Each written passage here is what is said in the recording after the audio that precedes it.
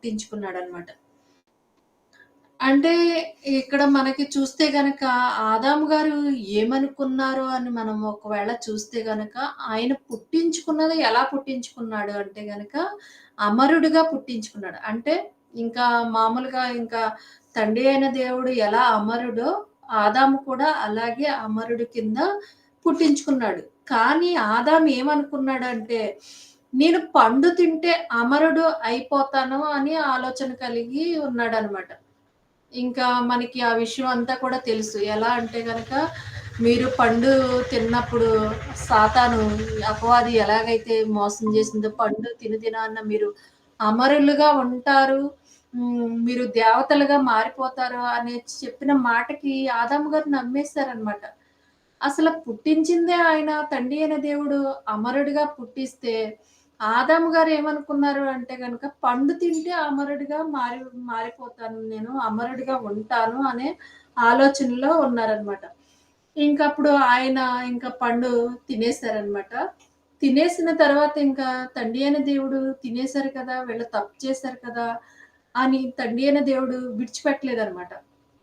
ఇంకా అక్కడ మనకి ఆదికాండం 3 అధ్యాయం 22 వచనంలో చూస్తే గనక, తండ్రి అయిన దేవుడు జాలిపడి ఏం మాట్లాడతారంటే, ఆదాము మంచి చెడులు ఎరుగునట్లు మనలో ఒకడి వంటి వాడాయెను అని మాట్లాడతారనమాట.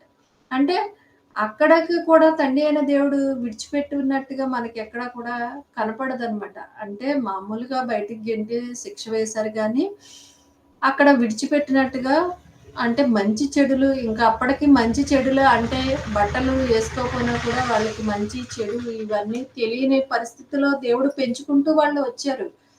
కానీ ఇది తినమన వారికి సిగ్గేంటో తెలిసింది. అయినప్పటికీ కూడా తండ్రి అయిన దేవుడు విడిచిపెట్టకుండా మాట్లాడిన మాటనమాట. ఆదాము మనలో ఒకడి వంటి వాడాయెను అని మాట్లాడతారనమాట. ఆ విషయంలో మనం చూస్తే గనక ఆదాముకిచ్చిన ఆయుష్ కాలాన్ని అంటే అప్పటి వరకు ఇంత ఆయుష్ కాలం అనే టార్గెట్ ఏం లేదు గానీ, అమరులుగా పుట్టించుకున్న తండ్రి అయిన దేవుడు ఆదాము గారికిచ్చిన ఆయుష్ కాలం ఎంతంటే 930 సంవత్సరాన్ని ఆయుష్ కాలాన్ని ఇవ్వటం అయితే జరిగిందనమాట.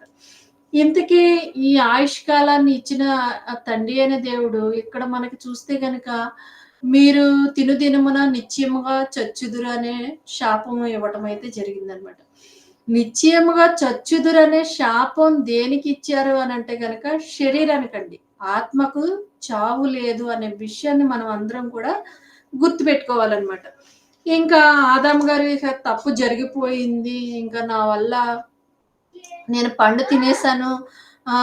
దేవుడి ఆజ్ఞను అతిక్రమించేసాం మేము అని ఆదాము గారు అలా ఉండిపోలేదండి. అలా ఉండిపోకుండా ఆయన ఏం చేశారు అనంటే గనక, ఆయన ప్రారంభంలోనే ఆహ్, దేవుని పోలికగాను, దేవుని స్వరూపముగాను పుట్టించుకొని, ఆయన్ని ఆశీర్వదించిన ప్రకారంగా ఏవైతే మీరు ఫలించాలి, భూమిని నిండించాలి అనే ఆశీర్వాదాన్ని ఆదాము గారు నెరవేర్చారండి. ముందుగా పండు తినకముందు 84,00,000 జీవరాశులు పేర్లు పెట్టే పనిలో ఆదాము గారు నిమగ్నమైపోయారు. ఆ విషయంలో మనం చాలా అప్రిషియేటివ్ చేయవలసిన విషయం. ఏంటి అనంటే గనక ఎలా అంటే ఇంకా ఈ ఈ జంతువుకు ఈ పేరు పెట్టాక దానికి మళ్ళీ మనం తిరిగి వంక పెట్టే విషయంగా ఆదాము గారు పెట్టలేదండి. అది కరెక్ట్‌గా ఏ జంతువుకు ఏ పేరు సూట్ అవుతదో కరెక్ట్‌గా ఆ పేర్లు ఆదాము గారు పెట్టారు. ఆ విషయంలో చాలా బావున్నారు. ఇంకా మనము చూసుకుంటే గనక ఆదాము గారు మీరు ఫలించి అభివృద్ధి పొందండి అనే విషయంలో ఆయన దేవుని పోలికగా పుట్టిన ఆయన మరలా దేవుని పోలికలోనే దేవుని స్వరూపమందే పిల్లల్ని కని వారు భూమి మీద ఆ దేవుడు ఆశీర్వదించినట్లుగా దేవుడు ఆ వంశావళిని అభివృద్ధి చేసే పనిలో ఉండిపోయారండి ఆదాము గారు. అంటే ఇప్పుడు నా వల్ల తప్పు జరిగిపోయింది. ఇంకా నేను ఇక రాంగ్ వేలోనే స్టెప్పులేసుకుంటూ వెళ్ళిపోతాను అని ఆదాం గారు అనుకోలేదండి. అర్థమైందా? అంటే మామూలుగా ఆయనిచ్చిన కాలంలో ఆయనకేవైతే పనిచ్చారో ఆ పనిని ముగించారనమాట ఆదాము గారు. ఆయనకిచ్చిన కాలం ఎంత అనంటే గనక 930 సంవత్సరాల ఆయుష్ కాలం ఇస్తే, ఆ ఆయుష్ కాలంలో దేవుడనుకున్న నాకు నీ గర్భం నుంచే పిల్లలు కావాలనే ఆశను ఆదాము గారు నెరవేర్చినట్టుగా మనకి అర్థమవుతుందనమాట. ఇంకా ప్రారంభం ఇలా ఇలా కొనసాగుతూ ఉండ సమయంలో సుమారుగా తండ్రి అయిన దేవుడు 1000 సంవత్సరాలు ఆయుష్కాలాన్ని తండ్రి అయిన దేవుడు ఇవ్వటం అయితే జరిగిందనమాట. ఇంతకీ ఆయుష్కాలాన్ని ఎక్కువ సంవత్సరాలు బ్రతికిన వారు ఎవరు అనంటే గనక మెతుషెల అనమాట. ఆయనకి ఎంత ఆయుష్కాలాన్ని ఇచ్చారంటే 969 సంవత్సరాలు ఇచ్చారనమాట. ఇంకా 969 సంవత్సరాలు అంటే సుమారుగా 1000 సంవత్సరాలైతే ఆయుష్కాలాన్ని ఇవ్వటం అయితే జరిగిందనమాట. ఇంకా తండ్రి అయిన దేవుడు ఇంకా ఎడబాటు అంటే ఆయన ఎంత ఎడబాటు తట్టుకోలేకపోయాడనమాట. అమ్మో! ఇంతింత సమయము నా పిల్లలు నా నుండి చాలా ఎడబాటు అయిపోతున్నారు. ఇప్పుడు మనం కూడా చూడండి, మన పిల్లలు మనం స్కూలుకి పంపిస్తూ ఉంటాం. స్కూలుకి పంపించినప్పుడు సాయంత్రం తొందరగా రాకపోయేసరికి మనం ఏం చేస్తాం?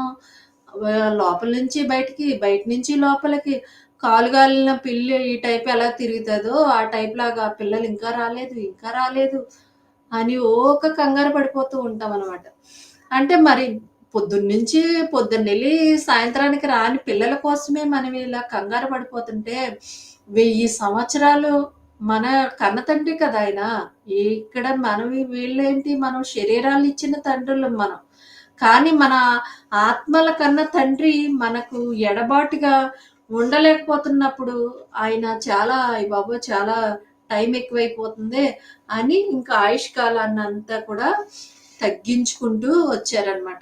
ఆయనకి ఒక దినం ఎలా ఉంది అని మనం బైబిల్‌లోనికి వెళ్లి చూస్తే గనక ఆయనకి ఒక దినము పేతురు రాసిన రెండో పత్రిక 3వ అధ్యాయము 8వ వచనం.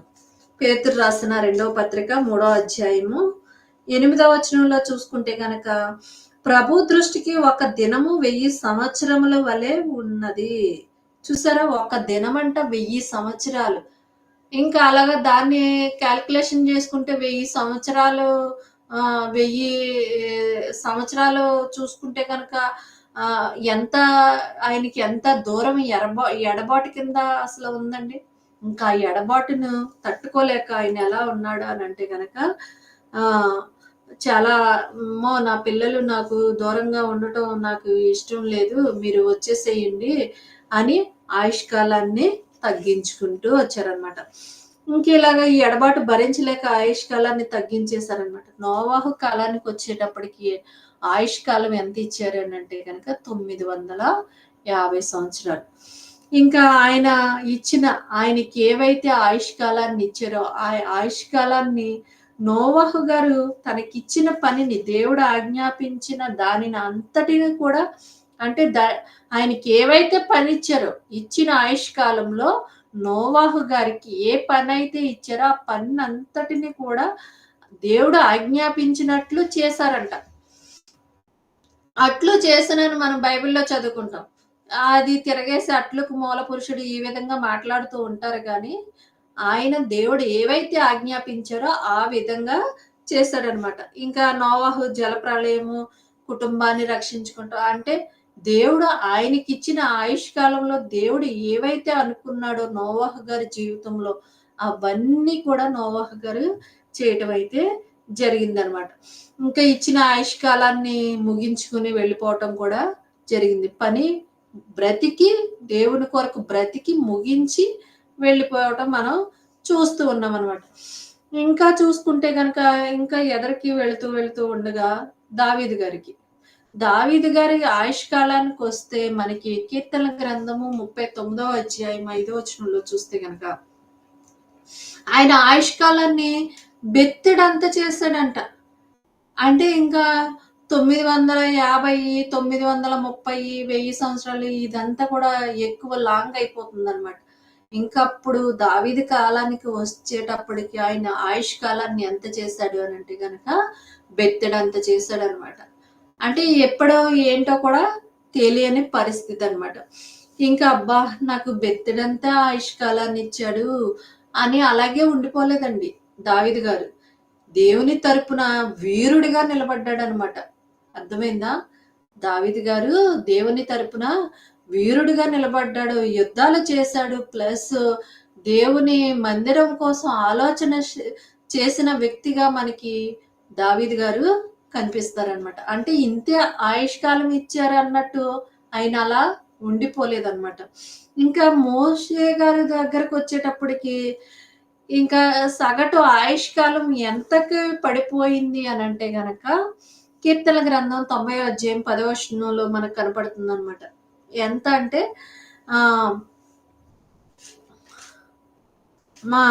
అక్కడ ఏమని ఉంటుందంటే కీర్తనల గ్రంథము 90వ అధ్యాయము 10వ వచనం.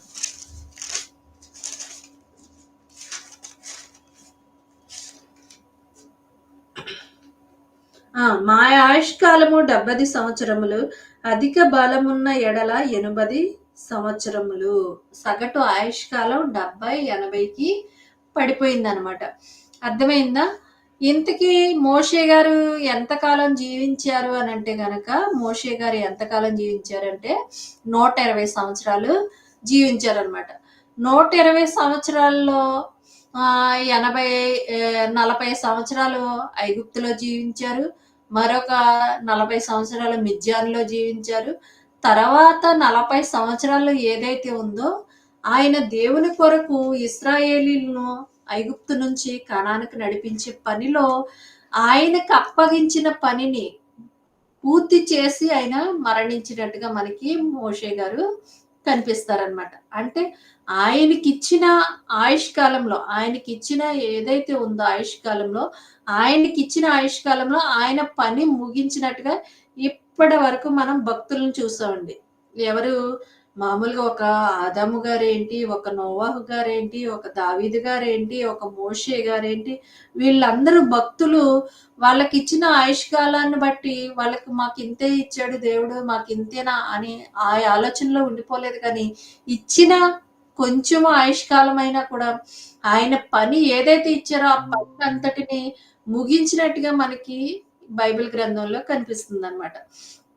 ఇక్కడ మనము చూసుకుంటే గనక మన ఆయుష్కాలం, మానవ ఆయుష్కాలాన్ని మనం చూసుకుంటే గనక యాకోబు పత్రిక 4వ అధ్యాయము 14వ వచనంలో మనం చూస్తే గనక యాకోబు పత్రిక 4వ అధ్యాయము 14వ వచనంలో చూస్తే గనక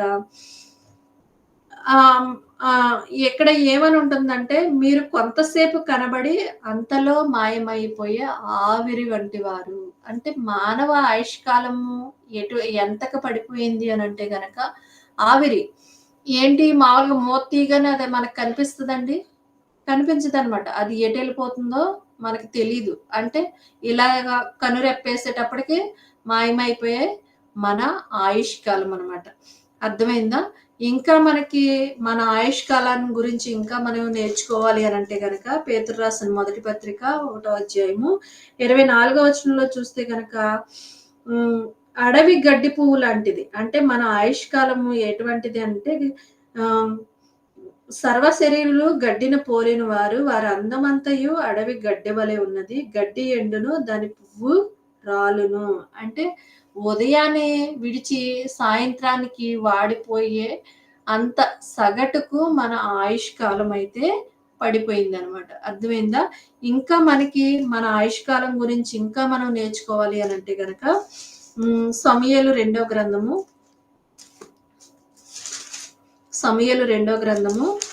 14వ అధ్యాయము 14వ వచనంలో మనం చూస్తే గనక సమూయేలు 2వ గ్రంథము 14వ అధ్యాయము 14వ వచనంలో ఏమని ఉందంటే మనమందరము చనిపోదుం కదా, నేలను ఒలికిన మీదట మరలా ఎత్తలేని నీటి వలె ఉన్నది. చూసారా మన ఆయుష్కాలం ఎలా ఉందంట? నేలను ఒలికిన తర్వాత మనం ఎత్తగలమా? అలా ఉందంట మన ఆయుష్కాలం. అర్థమైందా? నేలను ఒలికిన నీటి బుళుక్కును ఒలికిపోతాయి, చిటిక్కును ఒలికిపోతాయి. ఎంత కన్ను మూసి కన్ను తెరిసే లోపల మనం ఒకవేళ చూసుకోకుండా ఇద్దైతే అవి బుళుక్కుని కింద ఒలికిపోతాయి అనమాట. అంటే అంత చిన్నది మన ఆయుష్కాలం అనే విషయం మనకి అర్థమవుతుంది అనమాట. ఇంకా మన ఆయుష్కాలం గురించి తెలియాలి అని అంటే గనక యోబు గ్రంథము 14వ అధ్యాయము 14వ అధ్యాయము రెండో వచనంలో మనకు చూస్తే గనక 14 అధ్యాయము రెండో వచనంలో చూస్తే గనక, పువ్వు వికసించినట్లు వాడు పెరిగి వాడిపోవును. నీడ కనబడకపోవునట్లు వాడు నిలువక పారిపోవును. చూసారా? మన ఆయుష్కాలం ఎలా ఉందంట? దాటిపోయే నీడ వలె ఉందంట. అంటే ఇప్పటి వరకు ఈ వచనాలన్నీ చూస్తే గనక మనకేం అర్థమవుతుంది? మన ఆయుష్కాలం చాలా చిన్నదిగా మనకి అర్థమవుతుందనమాట. అంటే అక్కడ భక్తులకి కొ అంటే కొంత ఒక 100 సంవత్సరాలు ఎక్కువే ఇచ్చినట్టుగా మనకి కనిపిస్తుంది. కానీ ఇచ్చిన ఆయుష్కాలంలో దేవుడు ఏదైతే అనుకున్నాడో, ఆ ఆయుష్కాలంలో వాళ్ళు ఫుల్‌ఫిల్ చేశారు. కానీ మనకొచ్చేటప్పటికి చాలా చిన్నదిగా మనకి కనిపిస్తుందనమాట. మన ఆయుష్కాలం మనకెలా కనబడుతుంది? చాలా చిన్నది. ఎప్పుడు ముగిస్తదో, ఎప్పుడు ఏంటనేది మనకి తెలీదనమాట. అంటే ఇంత టైం వరకు నేను బ్రతికుంటాను అని ఒక ముద్ర వేసే టైపు మన ఆయుష్కాలం అయితే మనకి లేదనమాట. ఇంతకీ మనకి మన ఆయుష్కాలం చాలా చిన్నది అనే విషయం మనకిక్కడ అర్థమైపోయింది. రోజు ఇప్పుడు మన ఆయుష్కాలం మనకి చిన్నది అనే విషయం మనకు అర్థమైపోయింది. ఇక్కడ మనం చూసుకుంటే గనక మరి భక్తులు, భక్తులు ఏం చేశారు? వాళ్ళకిచ్చిన ఆయుష్కాలంలో దేవుడు అనుకున్న పనులు నెరవేర్చి, ముగించి చనిపోయారు. మరి మనకు కూడా మనం కూడా సంకల్పంలో ప్రకారంగానే వచ్చాం గదా! మనకి కూడా ఆయుష్కాలాన్ని ఇచ్చాడు. ఇచ్చి మనకి కూడా పనులిచ్చాడు. మరి ఆయనిచ్చిన పనులు మరి మనం కూడా ముగించాలా వద్దా? ముగించాలా? ఖచ్చితంగా ముగించాలనమాట. ఆ ముగించే పనిలో మనం కొంచెం ముందుకు వెళ్తున్నామనమాట. ఎలా అంటే గనక కొంత వాక్యం నేర్చుకుంటున్నాం. నేర్చుకున్న వాక్యాన్ని ఎవరికో ఒకళ్ళకి ప్రజెంటేషన్ జేస్తున్నాము. ఇంకా చూసుకుంటే గనక ప్రార్థనలు చేయగలుగుతున్నాము. ఎంతో కొంత కానుక ఇవ్వగలుగుతున్నాము. ఇంకా ఎలా ఉందనంటే మీటింగ్స్ పెట్టగలుగుతున్నాం. సువార్తలు చేయగలుగుతున్నాం. ఈ విధంలో బానే ఉంది. ఇంకా చూసుకుంటే గనక మన ఎలా ఉన్నాము అనంటే గనక ఇంకా కొంత ఒక మెట్టు ముందుకు వెళ్తే గనక ఇంటికి వచ్చిన వారికి భోజనం పెట్టి ఆతిథ్యం ఇచ్చే విషయంలో ఎలా అంటే గనక మనం అది కూడా బైబిల్ నుంచే కాపీ కొట్టాం. ఎలా షునేమిరాలు ఇంటికి వచ్చిన వారికి ఇంటికి వచ్చిన ఎవరైతే ఉన్నారో ఎలీషా గారికి ఆతిథ్యం ఇచ్చింది, చేర్చుకుంది, ఒక గోడ మీద ఒక చిన్న గదిని కట్టించింది. ఈ విధంగా భక్తులను చూసి మనం కొంచెం కాపీ కొట్టి ఏం చేస్తున్నాం? ఇంటికి వచ్చిన వారికి మాత్రమే మనం ఏం చేస్తున్నాం? ఆతిథ్యం ఇవ్వగలుగుతున్నాం అన్నమాట. అర్థమైందా? ఇది కూడా మనం పిల్లలకు నేర్పించిన పార్టేనండి. అర్థమైందా? గుర్తుపెట్టుకోండి. హ్మ్. మనం ఎక్కడి దాకా వెదిగామండి మనకిచ్చిన ఆయుష్కాలంలో? ఇంటికి వచ్చిన వారికి మాత్రమే ఆతిథ్యము చేస్తున్నామనమాట. ఇంకా మనము చేయవలసినవి ఏంటి అనంటే గనక, మనం ఇంకొక మెట్టు ముందుకు వెళ్ళాలండి. ఎలా అంటే గనక, మనం ఇది కూడా బైబిల్ నుంచే దేవుడు చెప్పాడనమాట. ఎలా అంటే గనక, ఆపదలో ఉన్న వారికి ఉపచారం చేస్తున్నామా?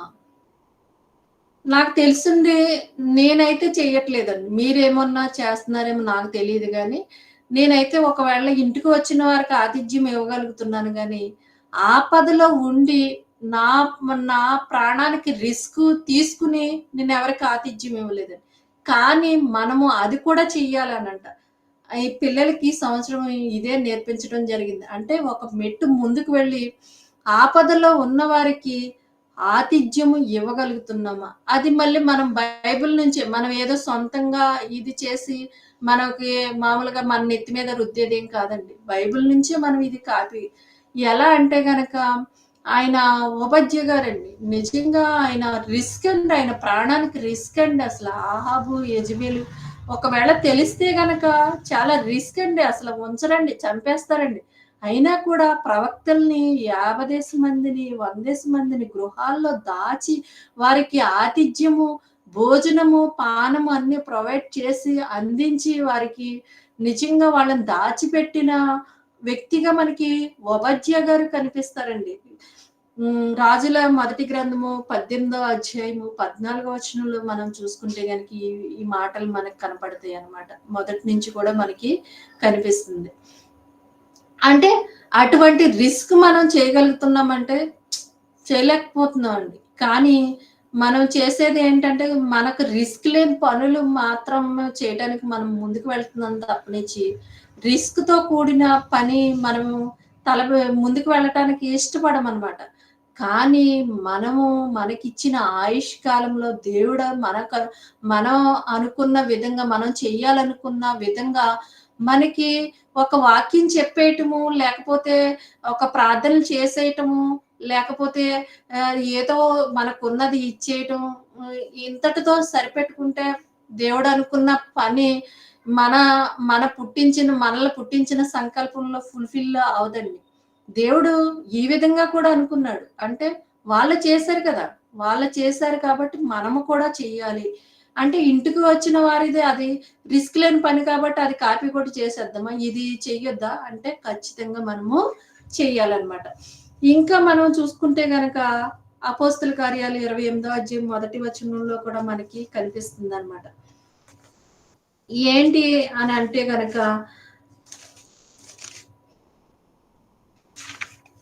అక్కడ పౌలు గారు ఆ వాడ మునిగిపోయినప్పుడు వాళ్ళు ముందుకు కొట్టుకుని వస్తారనమాట.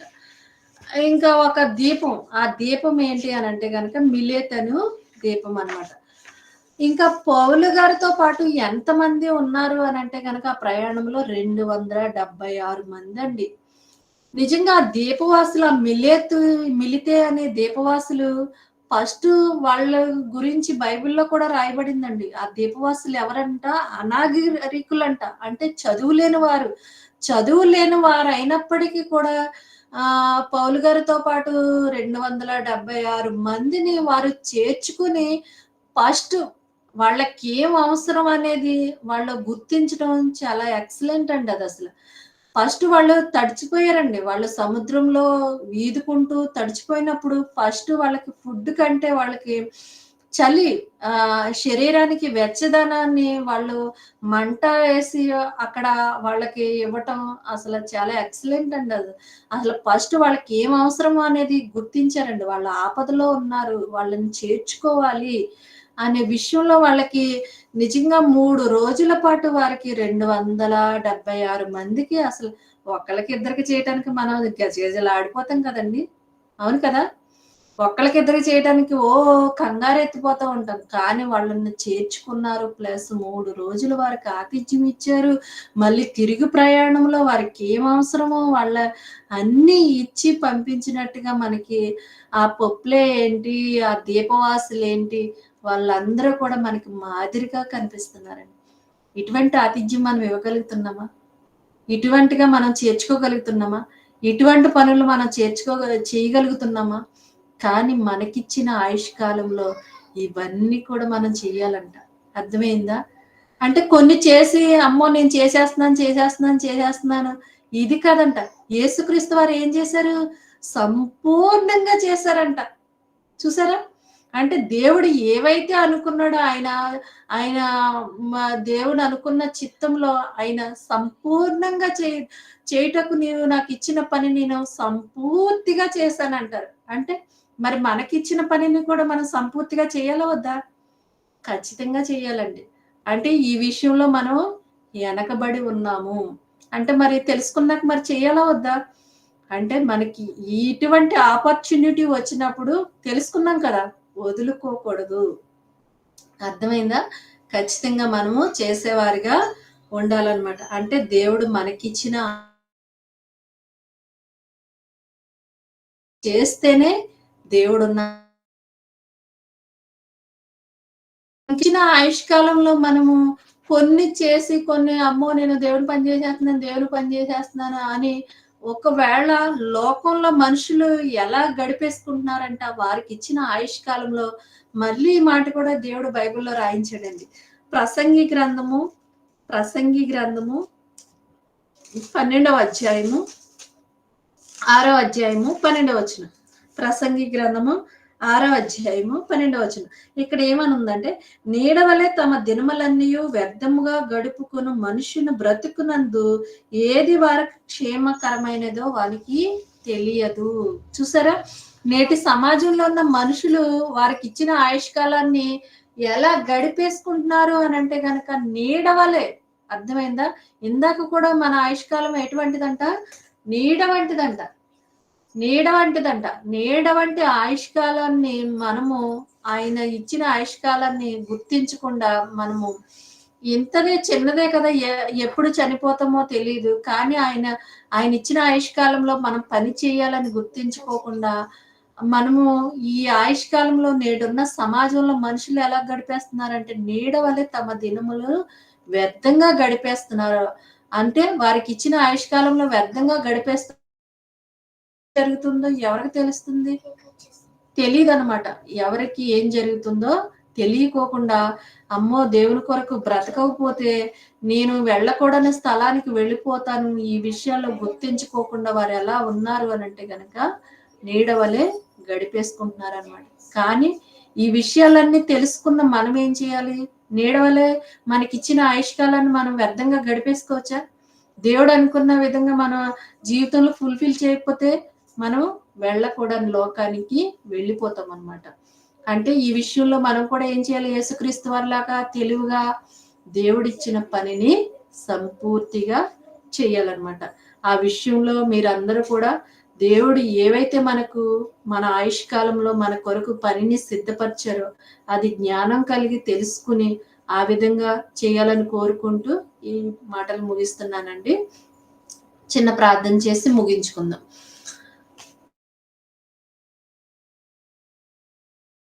నామానికి వందనాలు, స్తోత్రాలు ప్రభునైనా. మీ ఆయుష్కాలాన్ని ఇచ్చారు తండ్రి నాయనా. నాయనా నీడ వలె నైనా లోకంలో ఉన్న మనుషుల వలె మేము కూడా గడిపేసుకుంటే ప్రభువా వ్యర్థంగానైనా వెళ్ళకూడని స్థలానికి మేము వెళ్ళిపోతాం తండ్రి. మీకు వందనాలు, స్తోత్రములు ప్రభునైనా.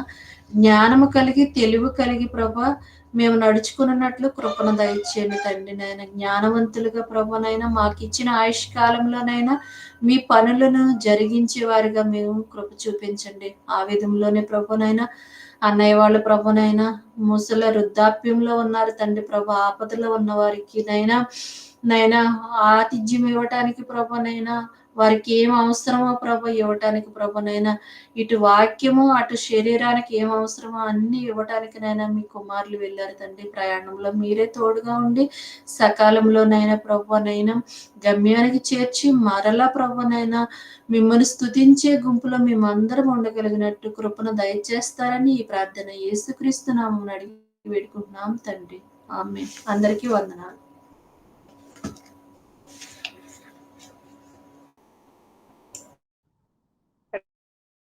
7:00 క్లాస్‌లో మళ్ళీ కలుసుకుందామండి. అంతవరకు సెలవు.